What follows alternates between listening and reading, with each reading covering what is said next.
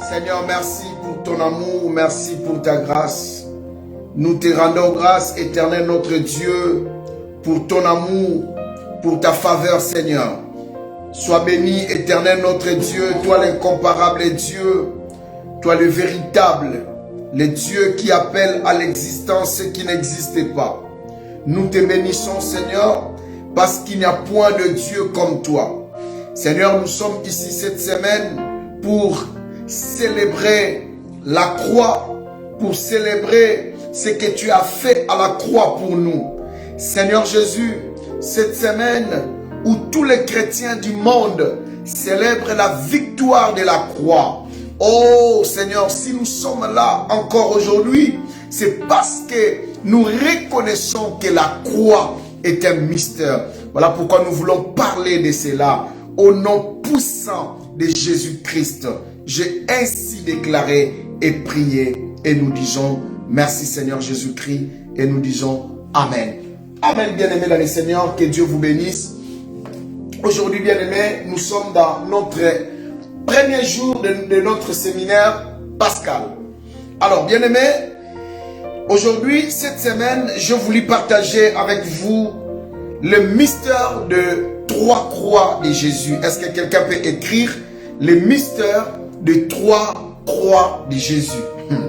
Le mystère de 3 croix de Jésus. Le mystère de 3 croix de Jésus. 3 croix de Jésus. 3 croix de Jésus ou 3 croix de Golgotha. Parlons mieux de 3 croix de Golgotha. Le mystère de 3 croix de Golgotha. Parlons de 3 croix de Golgotha. Est-ce qu'il y a eu 3 croix de Golgotha? Oui, nous allons expliquer, bien-aimés dans le Seigneur. Vous savez, c'est vraiment merveilleux de parler de la croix de notre Seigneur Jésus-Christ parce que c'est l'endroit où les chrétiens ont reçu la victoire, les changements, les saluts. Partagez la vidéo si tu n'as pas encore partagé. Partagez la vidéo s'il vous plaît, merci. Partagez la vidéo. Si tu as déjà partagé, dis-moi déjà, écris-moi seulement c'est bon. Comme ça, je vais commencer ma prédication, mon enseignement. En fait, c'est un enseignement, c'est pas une simple prédication, c'est vraiment un enseignement que nous voulons partager avec vous sur le mystère de 3 croix de Golgotha. Le mystère de 3 croix de Golgotha. Vous savez, bien aimé dans le Seigneur, Jésus a fait beaucoup de miracles. Je commence. Jésus a fait beaucoup de miracles. Lorsque vous lisez la Bible, lorsque vous lisez la parole de Dieu, vous remarquerez que Jésus a fait beaucoup de miracles. Jésus a ouvert les yeux des aveugles. Jésus, il a ouvert les yeux des aveugles. Pas seulement les yeux des aveugles, mais Jésus a fait marcher les paralytiques. Il n'a pas seulement fait marcher les paralytiques, Jésus a ressuscité les morts. Il n'a pas seulement ressuscité les morts, Jésus a ressuscité même les morts de 3-4 jours dans la tombe, comme l'histoire de Lazare. Jésus a fait beaucoup de miracles. Mais vous savez, bien aimé dans le Seigneur, que le plus grand miracle, c'est la croix. Parce que la croix, c'est un miracle. Vous savez, la vie de Jésus était liée au miracle. Depuis sa conception jusqu'à la mort, jusqu'à la résurrection, sa vie est miraculeuse. Pourquoi, bien aimé dans le Seigneur? Il est né d'une manière miraculeuse, enfant qui est venu sans chromosome de père, juste une mère porteuse. Ça, c'est un miracle. Jésus est grandi avec le miracle depuis son enfance. Jésus a fait son ministère accompagné de miracles. Et il est mort aussi miraculeusement et il est ressuscité miraculeusement. Mais le plus grand miracle de Jésus, c'est ce que nous voulons parler parce que nous sommes dans la semaine pascale. Pourquoi j'ai appelé ça un mystère? Le mystère des 3 croix de Golgotha. Parce qu'un mystère, c'est quelque chose qui est caché. Quelque chose qui est comme un secret. quelque chose qui est comme un code que nous voulons décoder ensemble avec vous durant cette semaine. Le mystère des 3 croix de Golgotha. Et alors, bien-aimés dans le Seigneur, vous allez voir que lorsque Jésus sur la croix était agonie, Jésus a crié une parole, une dernière parole de la victoire. Bien-aimés dans le Seigneur, en réalité c'est l'avant-dernière parole. Mais on dit seulement la dernière parole parce que lorsqu'il a dit tout est accompli, est-ce que quelqu'un peut croire, peut écrire tout est accompli sur la croix? Tout est accompli. Il a dit tout est accompli. Oh, lorsqu'il a dit tout est accompli, cela veut dire il a accompli tout. Bien aimé, l'œuvre de Jésus est parfaite. L'œuvre de Christ est parfaite. L'œuvre de Christ est vraiment parfaite. Jésus n'a pas fait une œuvre inachevée, n'a pas laissé une œuvre inachevée. Vous allez comprendre cela durant cet enseignement. Jésus-Christ, bien-aimé dans le Seigneur, il a tout accompli. Voilà pourquoi, lorsqu'il priait, l'apparition d'Élie et l'apparition de Moïse étaient significatifs avant sa mort. Bien-aimé dans le Seigneur, Élie venait pour symboliser les prophètes. Moïse symbolisait la loi. Et Jésus qui était au milieu symbolisait la grâce. Écoutez-moi très bien parce que cet enseignement est vraiment riche. Est tellement riche pour nous. Alors, il a dit tout est accompli. La loi qui est présentée par Moïse, qui signifiait que moi, j'ai apporté la loi, mais la loi n'a pas pu sauver. D'ailleurs, dans la loi, j'ai amené encore les gens dans une vie dure. Et Élie a dit, moi je représente les prophètes. Malgré la présence des prophètes, moi et les prophètes, on n'a pas pu faire quelque chose. Et Jésus au milieu représente la grâce. Et la grâce pour dire que voilà, tout est accompli par toi. Voilà pourquoi la Bible dit, ils étaient là. Ils sont venus pour encourager le Seigneur qui voulait monter à la croix. Parce que la croix, c'est un grand miracle. Voilà pourquoi, mes chers frères et sœurs, bien-aimés, à la croix, c'est les heures les plus importantes de toute l'histoire de l'humanité. La croix, les heures que Jésus a passées à la croix, c'est les heures les plus importantes de toute l'histoire des hommes, de toute l'histoire de l'humanité. Vous savez pourquoi? Parce que très vite, bien aimé dans le Seigneur, vous allez remarquer après les disciples vont retrouver Jésus après sa mort, sa résurrection, vont retrouver Jésus, Jésus manger avec eux, marchant avec eux. Et bien aimé dans le Seigneur, les disciples ont vu Jésus être élevé au ciel. C'était pour eux, c'était une grande victoire. Et vous savez, la Bible dit dans 1 Corinthiens chapitre 1 verset 18. 1 Corinthiens chapitre 1 verset 18. Alors, c'est verset qui va soutenir notre enseignement jusqu'à la fin. 1 Corinthiens chapitre 1 verset 18. La Bible dit, la prédication de la croix est une folie pour ceux qui périssent. Mais pour nous qui sommes sauvés, elle est une puissance de Dieu. La prédication de la croix, c'est une folie. La prédication de la croix, c'est une folie pour ceux qui périssent, pour les païens, pour ceux qui ne connaissent pas Dieu, pour ceux qui ne comprennent pas les choses spirituelles. C'est une folie, la Bible dit. Mais pour nous, bien-aimés dans le Seigneur, qui sommes sauvés, elle est une puissance de Dieu. La croix, vous savez, j'avais préparé un autre thème à développer, à partager avec vous. C'était le morceau du bois. J'allais parler de cela. Mais je dis, peut-être si Dieu nous prête vie à la longue des mains, j'étais prêt à préparer un enseignement, le morceau du bois qui m'a fait surnager. Oh, bien-aimé dans le Seigneur, c'est merveilleux. Vous savez, j'avais tiré ce thème dans l'histoire d'Élisée, le prophète Élisée.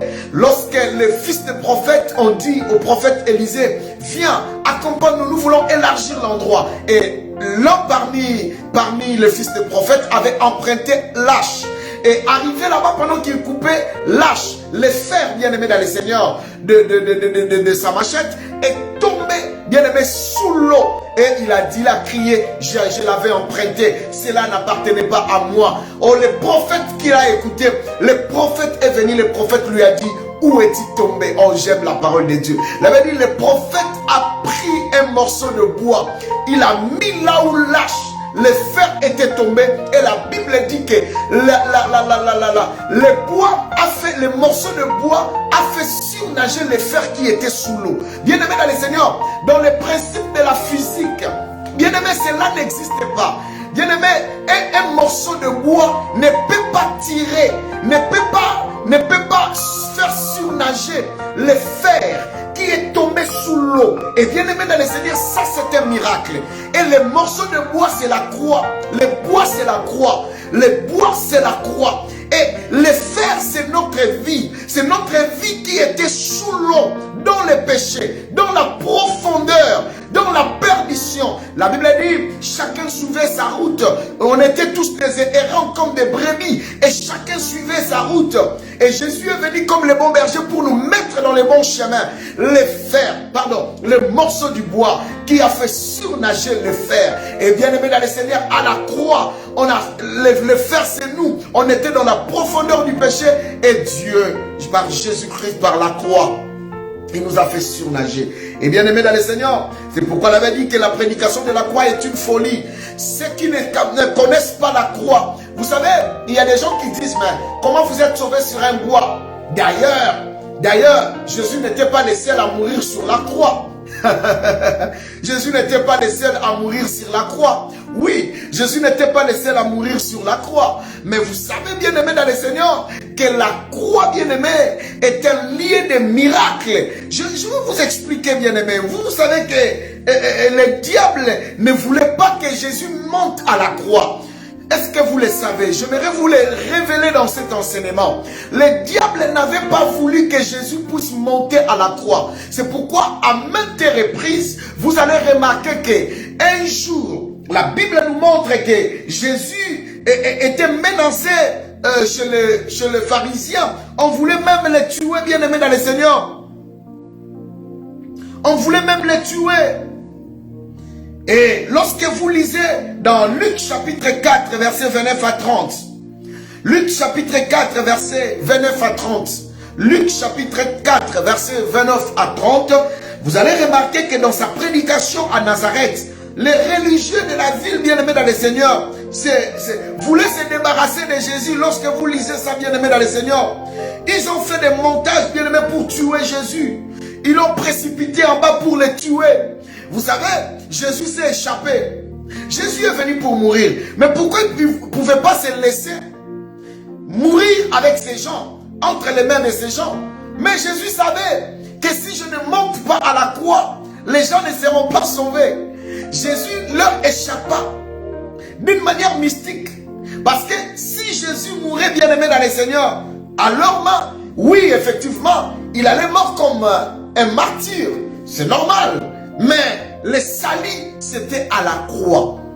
Lorsque vous lisez la parole de Dieu, depuis l'Ancien Testament, vous allez voir que la mort de Jésus a été déjà prédestinée sur la croix. C'était à la croix. Donc, si les voleurs, si les gens qui mouraient à la croix, les brigands qui mouraient à la croix, le meurtrier qui mourait à la croix, leur mort n'était pas prédestinée à la croix. Mais la mort de Jésus était prédestinée à la croix. Voilà pourquoi, bien-aimé, Jésus est l'image d'Isaac qui a porté les bois, mais qui est monté aussi sur ces bois, mais qui n'avait jamais été mort à cet autel. Mais Jésus est la seule qui a pris ses bois, sa croix, et il a monté à la croix et il a perdu sa vie. Et vous savez, mes chers frères et sœurs, j'aimerais vous révéler encore quelque chose. Même dans la barque, vous allez remarquer que dans la barque, Jésus dormait, il y a eu un vent impétueux, la Bible dit, il y a eu le vent de flot. Et vous savez, si Jésus mourait dans la barque, il n'y aurait pas les salis, parce qu'il est mort comme tous les hommes. Pour dire que la mort de Jésus n'était pas une mort qui était naturelle. Jésus, bien-aimé dans le Seigneur, il s'est donné. Il s'est donné parce qu'il avait une mission à accomplir. Je vais dire à quelqu'un, tu as une mission à accomplir. Personne ne peut enlever ta vie avant l'heure, avant le moment, avant les temps de Dieu. Jésus voulait mourir entre les mains des pharisiens. Jésus voulait mourir, bien-aimé dans les Seigneur, entre les gens de ses propres villes. Jésus voulait mourir dans la barque. Mais avant d'accomplir sa mission, la mort était invisible à Jésus. Je rends la mort invisible dans ta vie avant que tu accomplisses les bienfaits de Dieu, avant que tu touches les promesses de Dieu. Toi, tu toucheras les promesses de Dieu. La mort ne te frappera pas parce que tu n'as pas encore touché aux promesses de Dieu. Tu as une mission à accomplir. Tu as une mission à accomplir. Je te dis que le coronavirus ne te tuera pas.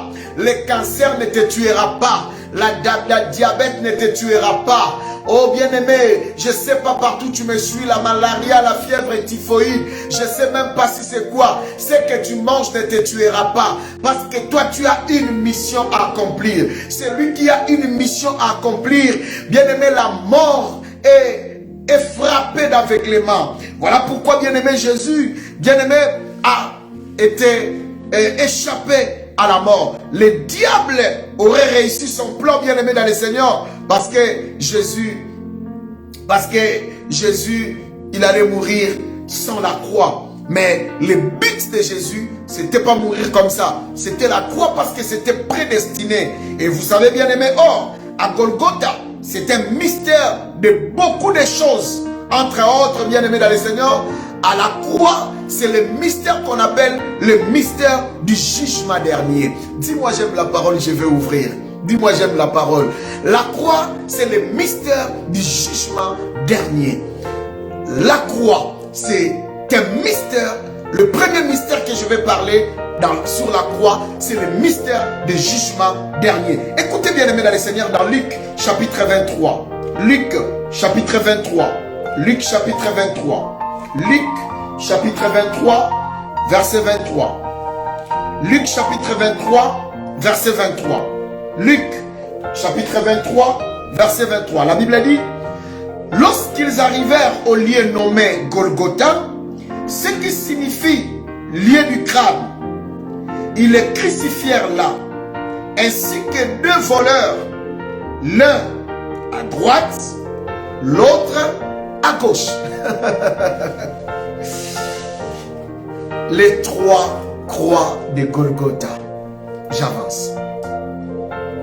Oh, j'aime la parole. J'aime la parole. Le mystère du jugement dernier. Pourquoi le jugement dernier? Parce que vous allez voir dans ce verset que nous venons de lire, la Bible dit, arrivé au lieu qu'on appelle le lieu du crâne, Golgotha, ce qui signifie le lieu du crâne, on a crucifié Jésus, mais curieusement, on l'a crucifié pas seul, on l'a crucifié avec deux voleurs. L'autre à gauche et l'autre à droite. Mais qu'est-ce qui se passe? Pourquoi on n'avait pas mis l'autre devant et l'autre derrière? On a mis seulement l'autre à droite et l'autre à gauche. Vous savez quoi, bien aimé dans le Seigneur? C'était le lieu du jugement. C'est pourquoi nous sommes là pour être enseignés. Les trois croix de Golgotha. Lorsque je parle des trois croix de Golgotha, je ne parle pas de deux croix de voleurs. Non, là c'est pas mon problème. Je ne touche pas les croix de Golgotha, les croix de voleurs. Je parlerai des croix de voleurs, mais les trois croix de Golgotha, je vais parler de la croix de Jésus, mais sur la croix, bien aimé, il y avait trois parties. Lorsque vous remarquerez, vous regarderez bien la croix, vous verrez que la croix, c'est comme ça. Donc, vous allez voir que la croix a trois parties. Il y a une partie qui est horizontale et il y a deux parties, bien aimées dans le Seigneur, l'autre à gauche, l'autre à droite, qui est dans sa largeur, pas dans sa longueur, mais dans sa largeur, il y a une partie à gauche et il y a une partie à droite. C'est pourquoi je parle des trois croix. Lorsque je parle des trois croix, c'est aussi trois bois qui constituent la croix. Alors, bien aimé dans le Seigneur, je vais développer cela.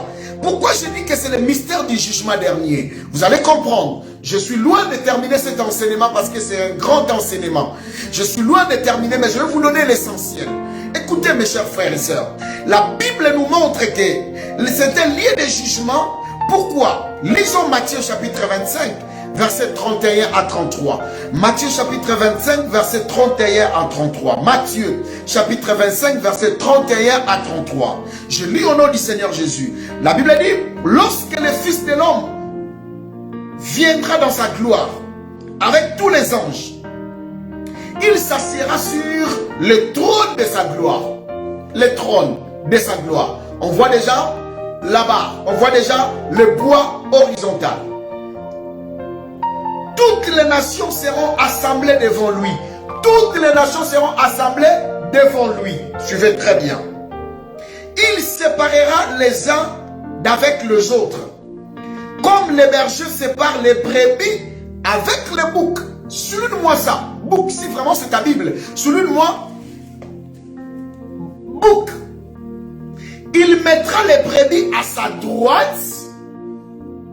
Et il mettra les boucs à sa gauche.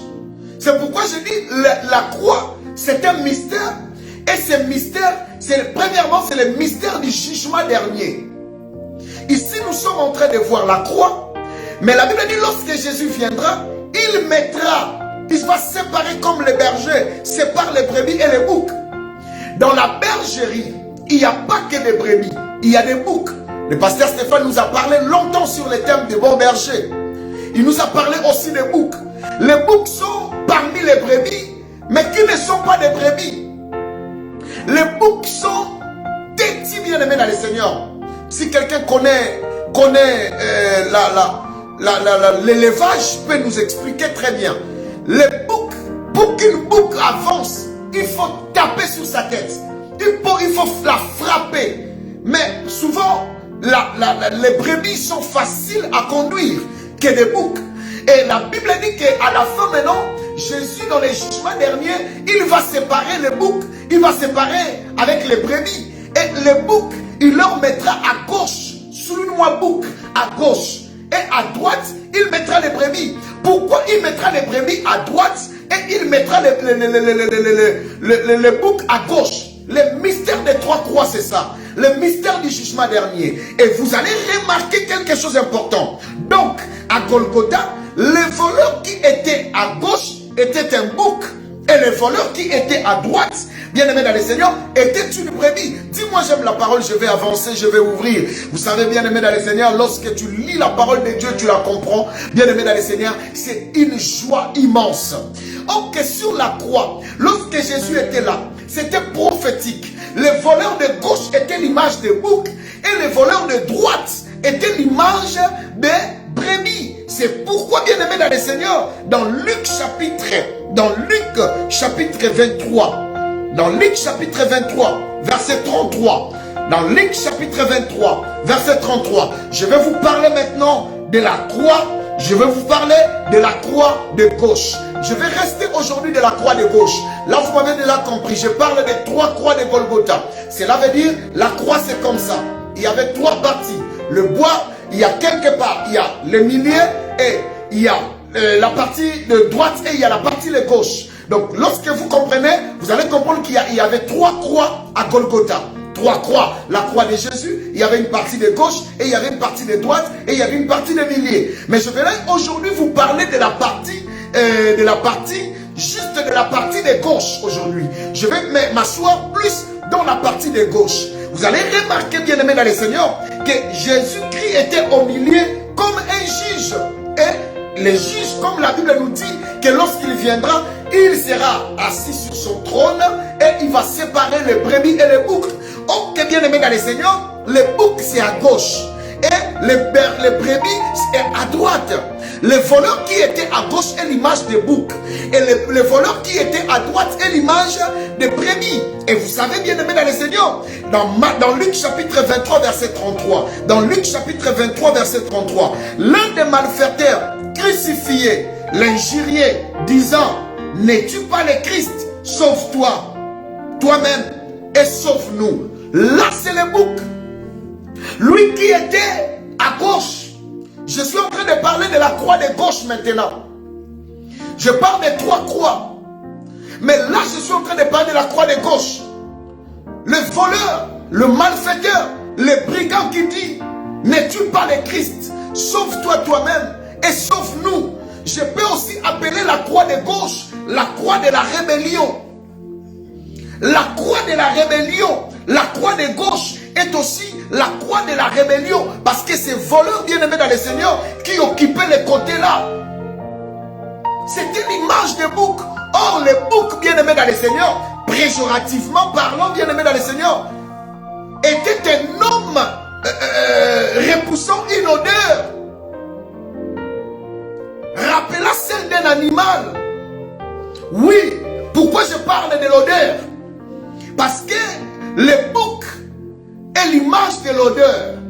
L'odeur est l'image du péché. L'odeur est l'image du péché.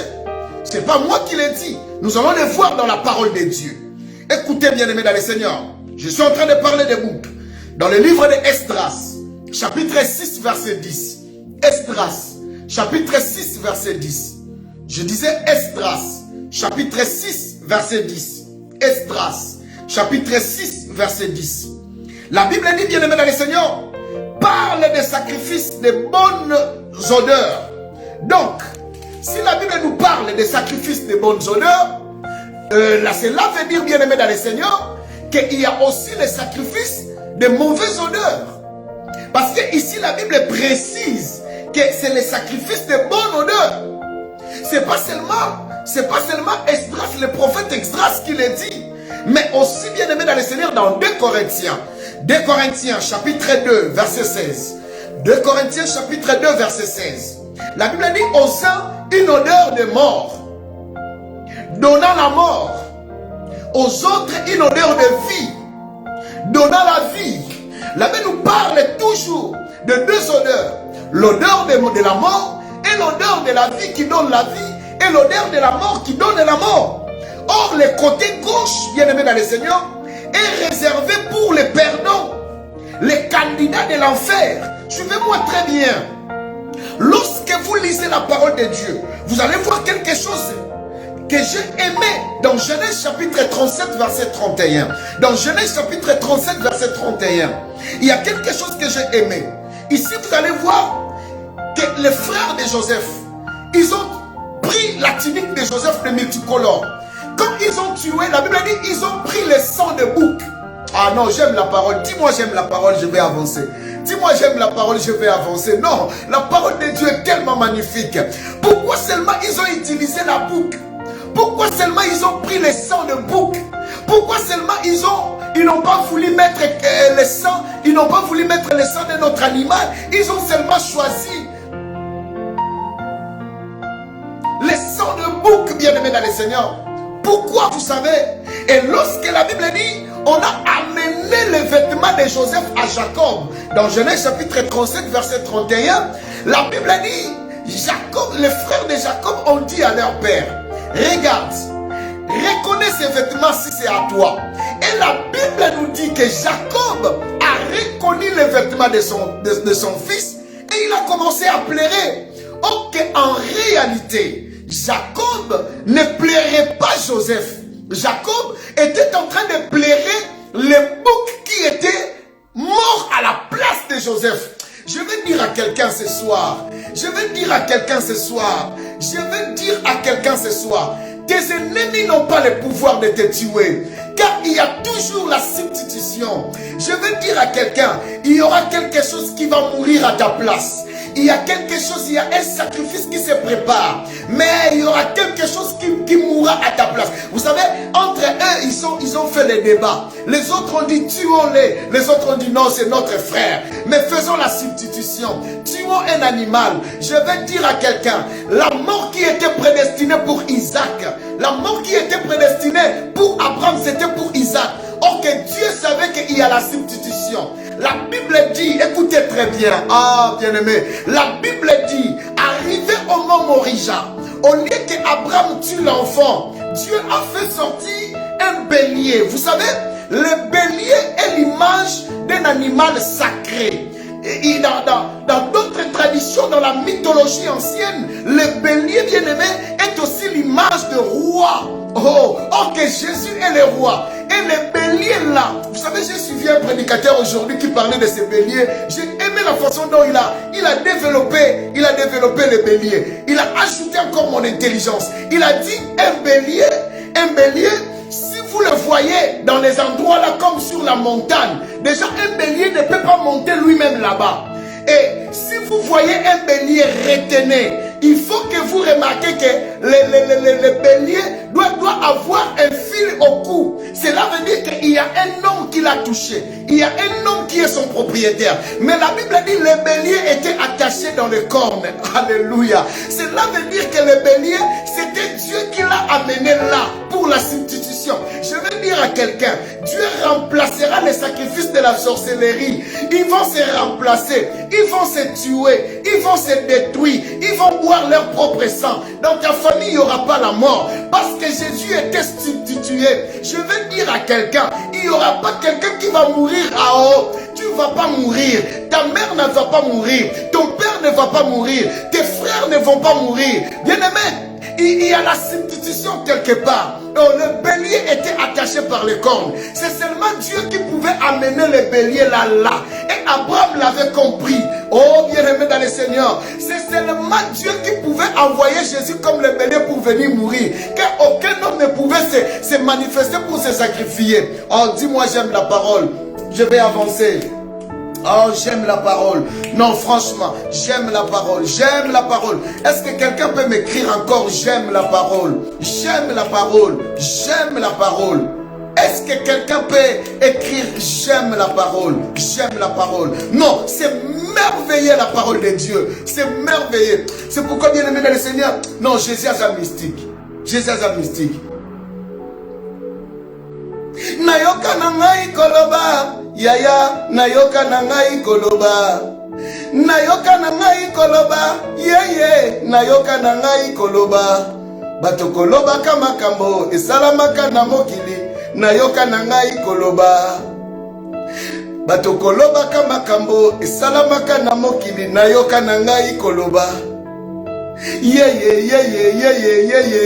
Nayoka nangai koloba. Bato koloba kama kambo esalamaka na mokili. Nayoka nangai koloba. Bien-aimé dans le Seigneur, c'est que je suis en train de vous dire, bien-aimé, j'ai envie de sauter et de crier parce que c'est vraiment merveilleux. Non, j'aime la parole. Dis-moi encore, j'aime la parole. Dis-moi encore, j'aime la parole.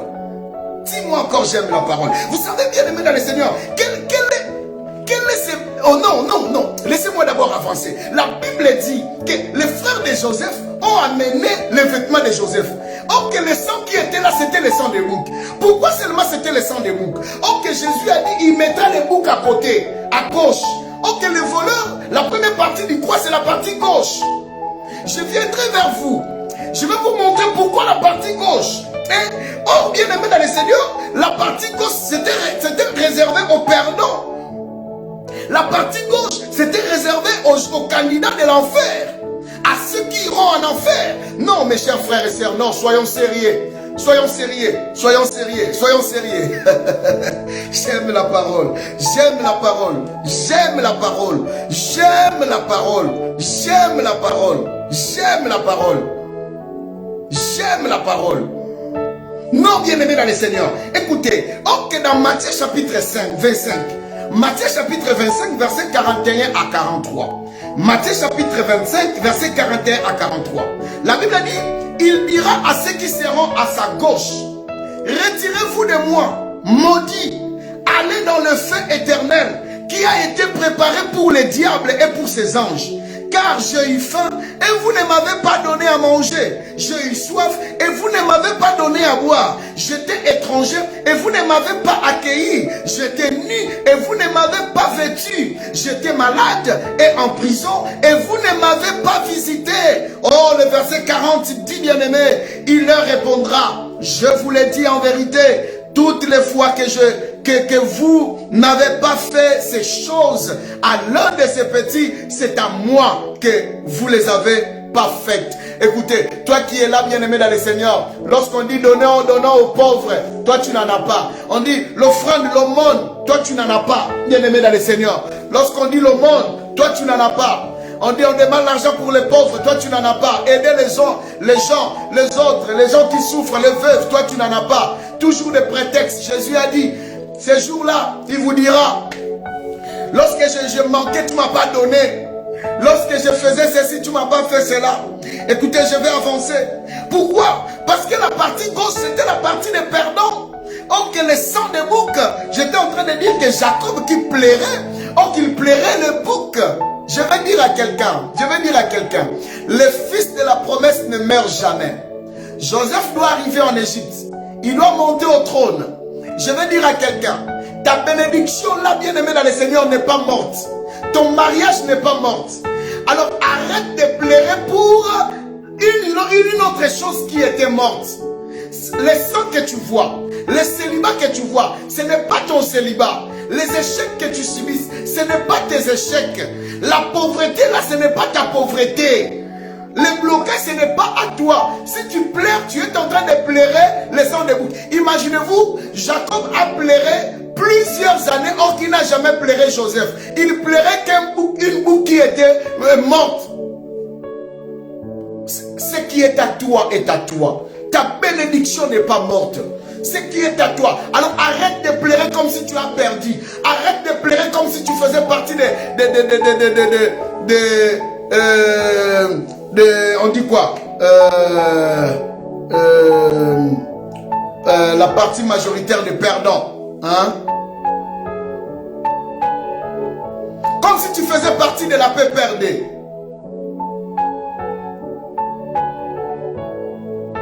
Je n'ai pas dit paix perdue que toi tu connais. Paix perdue. Partie des perdants, majorité. Je parle de la croix de gauche.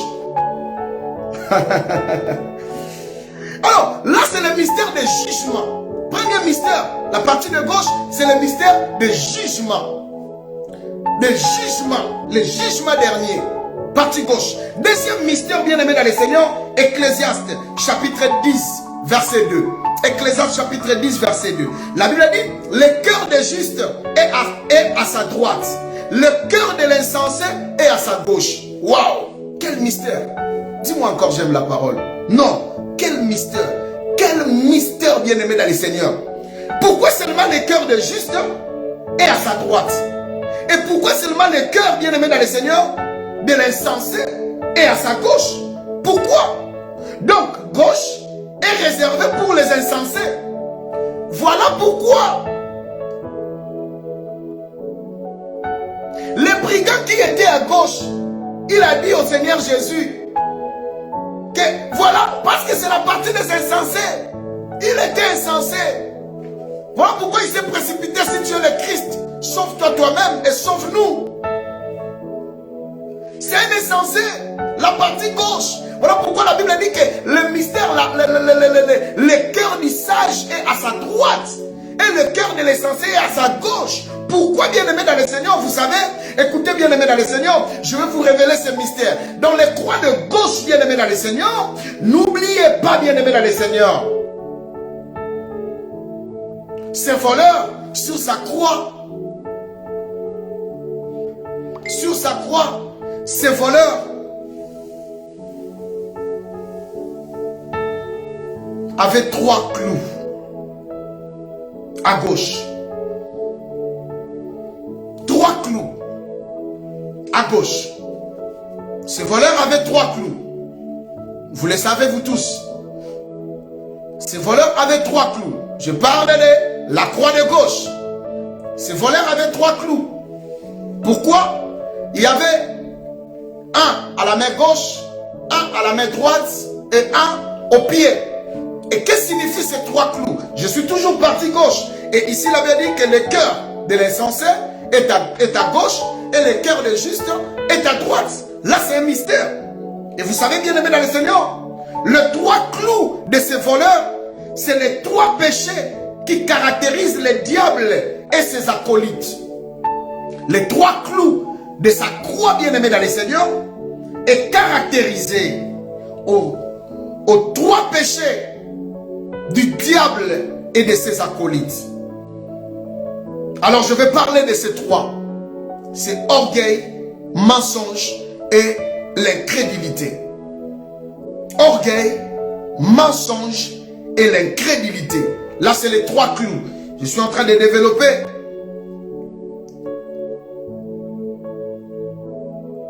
La croix de ces voleurs. De ces voleurs qui étaient à gauche. Ces voleurs qui étaient à gauche. Il avait trois clous. Et ces trois clous, c'est l'orgueil, mensonge et l'incrédulité. Alors, parlons de l'orgueil, bien-aimé dans le Seigneur. Je ne sais pas si j'ai encore le temps. Oui, j'ai encore 10 minutes. L'orgueil, bien-aimé, est l'état d'un homme qui se croit, qui s'admire par ses œuvres, qui s'admire par ses qualités, par ses compétences. Et lui-même, bien-aimé dans le Seigneur, il se croit au-dessus de tout le monde. Et vous savez, là où il y a de l'orgueil, je suis en train de parler de trois clous. Là où il y a de l'orgueil, bien-aimé dans le Seigneur, l'âme de quelqu'un porte facilement ce qu'on appelle la maladie de lèpre. L'orgueil est l'âme.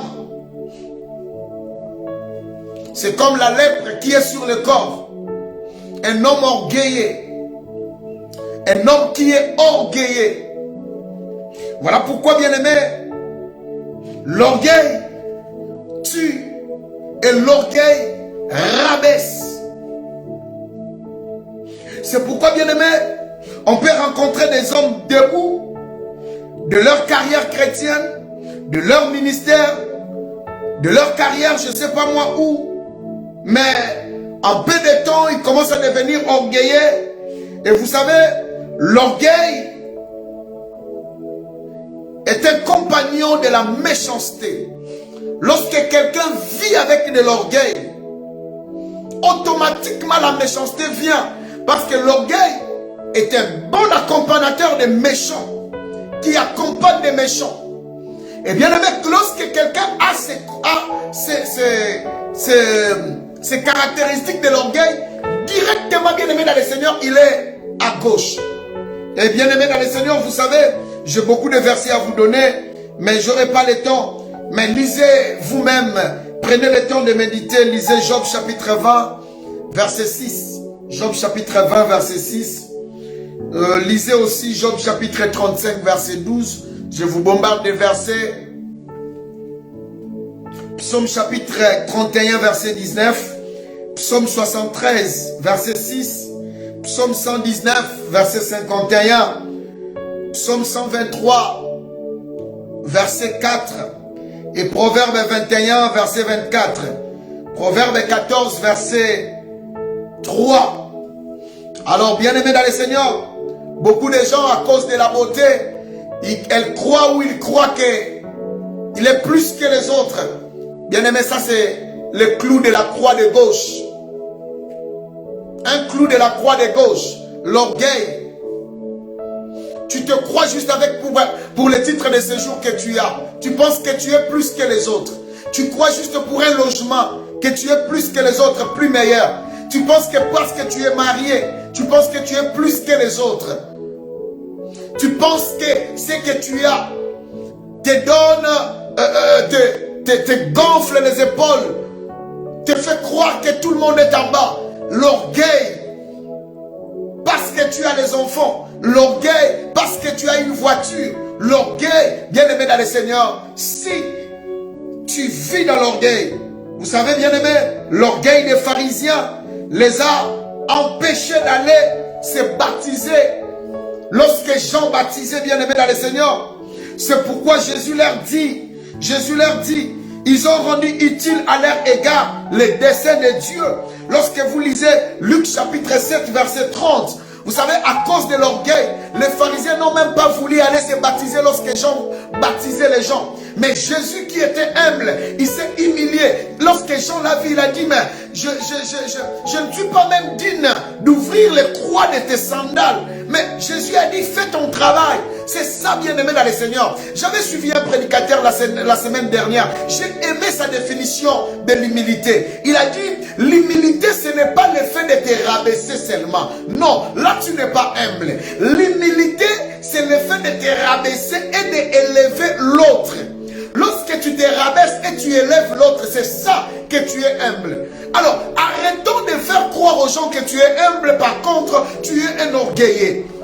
Tu fais semblant. Et à cause de l'orgueil des pharisiens, ils n'ont pas allé se faire baptiser à cause de l'orgueil. Oh, bien-aimé dans le Seigneur, l'orgueil installe le cœur dans l'atmosphère de la résistance. Lorsque quelqu'un est orgueilleux, il devient résistant. Il devient combattant. Lorsque vous lisez Luc chapitre 15, verset 1, vous allez voir ce que je viens de vous dire pour les pharisiens.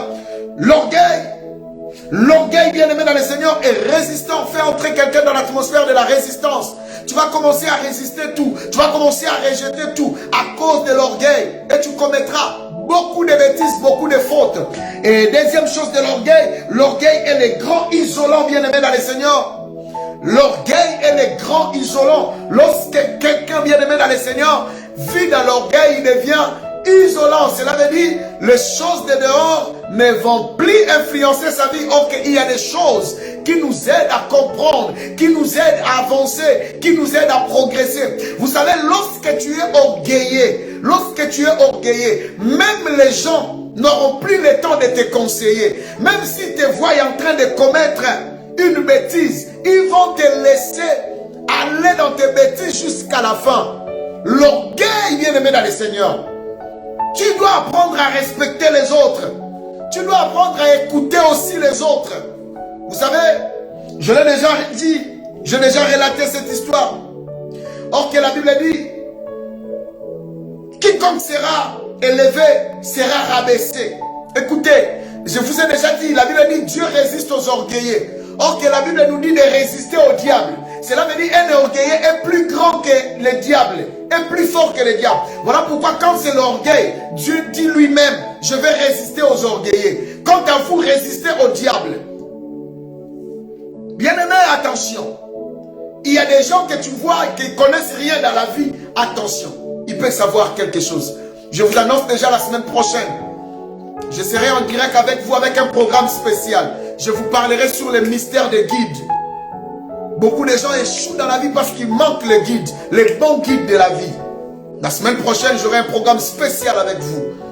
Et ce programme, je l'aurai à partir de 23h jusqu'à 23h pile, jusqu'à 0h30, 1h30, 45 minutes d'enseignement, 45 minutes de prière. Ça va encore chauffer la semaine prochaine.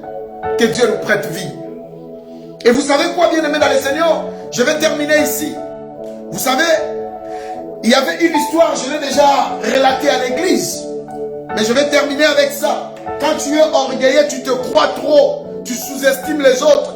Un jour, tu mourras. Je l'ai déjà relaté à l'église. Il y avait un savant, quelqu'un qui connaissait beaucoup, qui a écrit beaucoup de livres, qui marche avec des livres. Et il voulait traverser, c'est comme c'était tardif, il n'y avait plus de bateau. Alors il restait juste une petite pirogue. Et il y avait quelqu'un, un jeune homme qui connaissait rien, qui connaissait l'eau, qui connaissait l'eau, qui connaissait comment faire marcher une pirogue. Et il a trouvé, il lui a dit, mais monsieur, où est-ce que tu vas? Il lui dit, non, moi, je vais traverser, c'est urgent. J'ai des conférences à donner. Vous savez, bien aimé, les orgueilleux parlent toujours de leur vie. Les orgueilleux font toujours comme si eux, ils connaissent tout. C'est la croix de gauche. Tu es orgueilleux, les trois clous de la croix de gauche. Écoutez-moi, mes chers frères et sœurs. Demain, je parlerai des mensonges et de l'incrédulité. Comme les trois clous de la croix de gauche dont je suis en train de parler. Le mystère des trois croix de Golgotha. Je parle des trois croix de Golgotha. Je parle déjà des croix de ces voleurs, de ces brigands, qui a le mystère de sa croix, qui a éloigné, qui a insulté le Seigneur. Et je suis en train de parler des révélations de clous. Et je suis dans l'orgueil. Et vous savez quoi, bien aimé dans le Seigneur? Les savants ont monté dans la pirogue. Arrivé au milieu de la mer, il y a eu un vent, bien aimé dans le Seigneur. Et la pirogue ne pouvait plus. Et cet homme, bien aimé dans le Seigneur, a continué. Après, il y a eu, le vent s'est calmé. Et vous savez, les savants, quand tu es à côté de quelqu'un qui est orgueilleux, qui se croit trop, souvent il te pose des questions pour te piéger. Il te pose des questions juste pour que les gens puissent voir que lui, il connaît. Il y a des gens comme ça, bien aimés dans le Seigneur. Vous savez, ce savant a commencé à poser à ce jeune homme illettré des questions bêtes. Pour ce jeune homme, il lui a dit, mais monsieur, petit, est-ce que tu connais la géographie? Ah, le petit lui a dit, monsieur, la géographie, déjà ce mot-là, je l'ai écouté seulement aujourd'hui. Je ne connais même pas la géographie. Moi, je ne connais même pas la géographie. Et il a essayé de lui expliquer, il lui dit, non.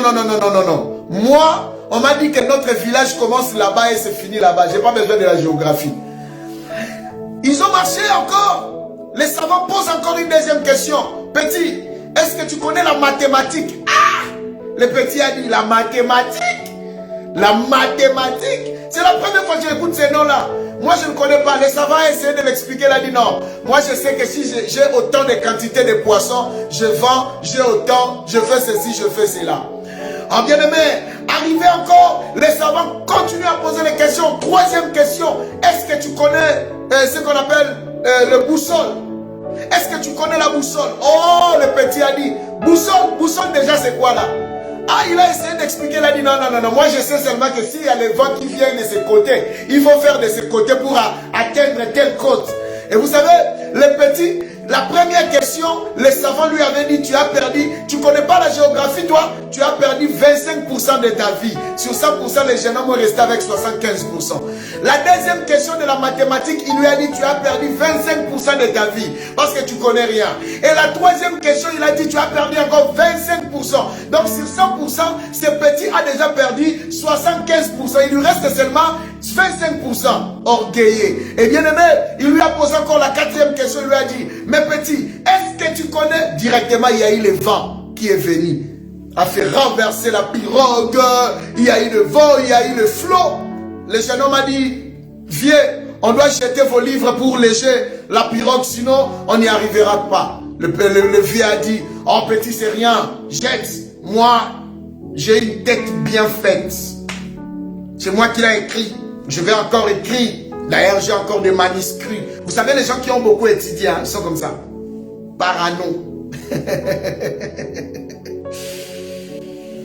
Bien aimé, le petit a jeté les livres, mais il y avait toujours. Et dernière solution, c'était, il faut se jeter dans l'eau parce que la pirogue ne pouvait plus. Et le petit lui a posé la question, mon vieux, est-ce que tu sais nager? Et je dis, Yako. Quadio, Yako. Une seule question, le petit a posé. Est-ce que tu connais nager? Le vieux a fait comme ça. Il a dit, petit, en 77, j'étais à Louvanium. À 78, j'étais au Sorbonne, à l'université de Sorbonne. Je faisais la bac de la médecine interne. Bon, je ne sais pas, je dis seulement. Et en 90, j'étais... Mais le petit dit, monsieur, je ne te pose pas la question si tu as étudié ou ma question est simple. Tu connais nager? Parce que là, il y a le vent, il y a tout. Est-ce que tu connais nager? Le problème est que, est-ce que tu connais nager? Le problème, c'est ça. Mais toi, tu m'amènes comme ça. Après, le vieux lui dit, ah petit, j'étais toujours à l'université, je n'ai pas eu le temps d'apprendre la nage. Le petit lui regarde et lui dit, viens, tu as perdu 100% de ta vie. Parce que là, il n'y a pas question de... Ici, c'est question de savoir nager. Alors moi, j'avais perdu 75. Mais il me restait quand même 25. Mais toi, là, il n'y a même pas de choix. Tu as perdu combien? 100% de ta vie. Orgueillé. Regarde là où tu vas te limiter. La Bible dit quand tu te lèves, Dieu va te rabaisser. Le diable s'est monté.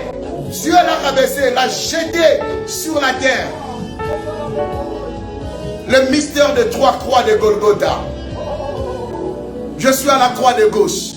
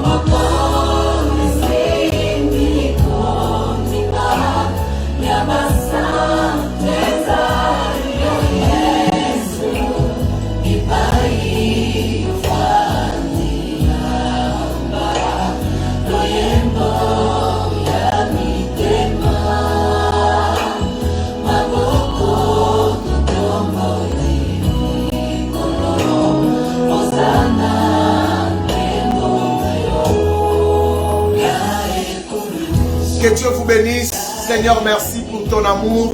Merci pour ta faveur. Bénis mes frères, bénis mes sœurs qui étaient en direct. Si tu nous donnes des mains, nous ne manquerons pas de te dire un grand merci.